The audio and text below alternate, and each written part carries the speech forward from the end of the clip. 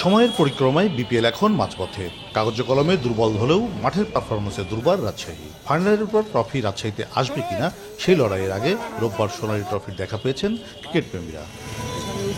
সর্বপ্রথমে বাংলাদেশ ক্রিকেট বোর্ডকে ধন্যবাদ দিতে চাই যে এরকম একটি সুযোগ দিয়ে দেওয়ার জন্য। এর আগে কিন্তু এ সুযোগ ছিল না, মানে প্লেয়ার ছাড়া কেউ দেখতে পেত না। তো সাধারণ জনগণ যে ট্রফিটি দেখতে পাচ্ছে, ছবি তুলতে পারছে, এটি অনেক বড় সুযোগ। সবাই একসাথে আসলাম, আজকে পেজে হঠাৎ দেখতেছি যে ট্রফি আসবে বিপিএল এর, এই আনন্দে সবাই দেখতে আসলাম আর কি। খুব ভালো লাগছে, কিন্তু একটা জিনিস খুব খারাপ লাগছে, রাজশাহীতে কোনো বিপিএল বা কোনো আন্তর্জাতিক বা যে কোনো ম্যাচ অনুষ্ঠিত হয় না।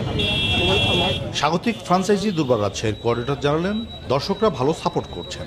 ভক্তদের ট্রফির সঙ্গে ছবি তোলার বিষয়টি শেয়ার করতে পেরে তারাও আনন্দিত।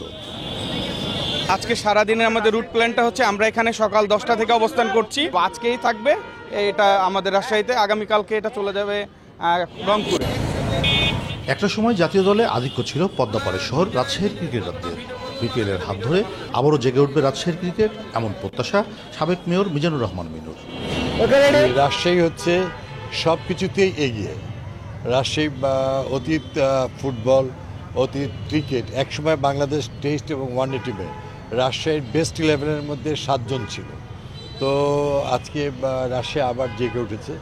আমি দুর্বার রাজশাহীর ম্যানেজমেন্ট যারা আছেন তাদের সবাইকে আমি রাজশাহীবাসীর হয়ে আমি অভিনন্দন জানাই। হারের বৃত্ত থেকে বেরিয়ে বিপিএলে এখন পর্যন্ত 3টি জয়ের দেখা পেয়েছে দুর্বার রাজশাহী।